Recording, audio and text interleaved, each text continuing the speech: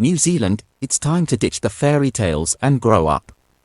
Alright, New Zealanders, buckle up and tell them enough is enough.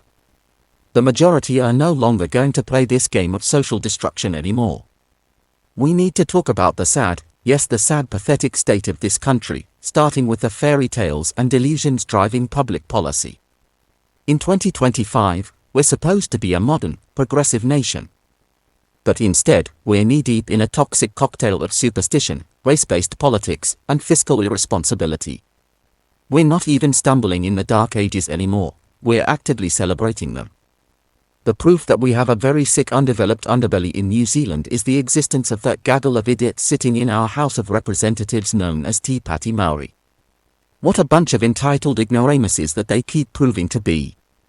Keeping those ignoramuses in mind, let's kick things off with the Northland Highway project. You know, the one that got halted because of some mythical taniwha, a sea monster that doesn't exist, lurking in the area? Seriously. A fictional creature is holding up a multi-million-dollar infrastructure project. If this were a comedy sketch, it would be hilarious. In reality, it's an embarrassment of epic proportions. Our government, which supposedly values reason and pragmatism, just threw both out the window because a few people got scared of a legend. Do you know what would happen in any other country? That's right, nothing. But not here. No. Here we stop construction for imaginary monsters. But it gets better, this absurdity is presented to us as cultural consideration. Oh, fantastic. Let's prioritize ghosts over common sense. Meanwhile, our real problems, like failing healthcare, declining education, and a crumbling infrastructure, are buried under this pile of nonsense. Because heaven forbid we disturb some sea monster's resting place, right? What a joke. Let's also recall we had millions of dollars added to the underground rail construction costs here in Auckland when some Maori from the Maori Advisory Board insisted that a taniwha lived under Queen Street by the town hall. Now, let's talk about the other disaster in the making, co-governance. This is the kind of thing that makes you wonder if people have lost their damn minds. This Treaty of Waitangi, a document that was originally about resolving land disputes, has been hijacked to justify a two-tiered political system that reeks of segregation. Calling it a partnership is as laughable as calling a dictatorship a benevolent monarchy. You can't have a partnership when one side gets to call the shots while the other gets to pay for it. That's not inclusion. That's apartheid with a fresh coat of paint. If you think this is just some conspiracy theory, take a closer look, it's happening right under our noses.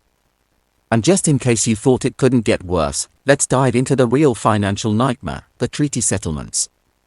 Guess who's paying for them? Surprise! It's you. The hard-working taxpayer. Not the British Crown. Not King Charles. Definitely not some imaginary treasure chest buried somewhere in a colonial fantasy. It's you.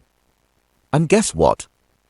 There are still 2,500 more settlements on the horizon. That's right. Get ready for an endless loop of paying for mistakes that weren't even yours. The guilt trip is alive and well in 2025, and you're stuck at the bottom of the credit card bill. They'll tell you this is about justice and fixing the wrongs of the past. Really? We are still paying for the screw-ups of dead bureaucrats from centuries ago? How long is long enough to keep apologizing for the mistakes of people who wouldn't even recognize you if they came back from the grave? 100 years should be enough to say, enough. Not my problem. Yet here we are with the modern taxpayer acting as the perpetual piggy bank for everyone's historical grievances. Let's be real here, we're living through the birth of apartheid, and it's being sold to us under the guise of fairness and reconciliation. It's a two-tiered system where one group gets everything handed to them on a silver platter, and the rest of us, well, we get to foot the bill for this nonsense. If you think that's progress, you've got another thing coming. This isn't fairness, it's segregation with a fancy, politically correct bow on top. But here's the cherry on the cake, we're not just talking about a few $100 million here and there. Oh no. This is billions of taxpayer dollars being flushed down the toilet to appease these fantasies and racial power grabs. Infrastructure projects are delayed. Public services are failing. Money is misallocated to accommodate sacred rocks and mythical creatures, while the problems that actually matter are left to rot. And who's left paying for it? You, once again. Here's the bottom line: New Zealand, we honest Kiwis are stuck living in a world where mythology and race-based politics drive your national policy. You're the human ATM for this entire country's delusions. The question is, when are you going to say, enough? When do you say, I don't care about your taniwha, your sacred rocks, or your race-based power grab? No one should have to apologize for mistakes that aren't yours, and you definitely shouldn't have to pay for them either. Come on Kiwis, grow the hell up. This country needs to make a choice: live in the real world or stay stuck in the past, feeding the ghosts of history. We need leadership that's willing to face facts, not pander to every whim, superstition, and race-based demand that comes along. Let's ditch this unholy marriage of mythology in governance and create a New Zealand that's about progress, not fairy tales. As from today, those who still have any fight left in them are going to ignore this tribal primitive nonsense once and for all, and to hell with those idiotic taniwha, sacred rocks and racial-based partnerships.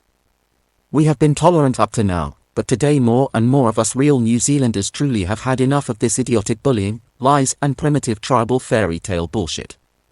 For goodness sake, Kiwis, grow some balls and tell these treaty grifters we are no longer interested in their mistruths and primitive ideological nonsense.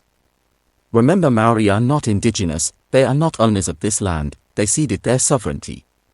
These were people who lived a cruel primitive existence.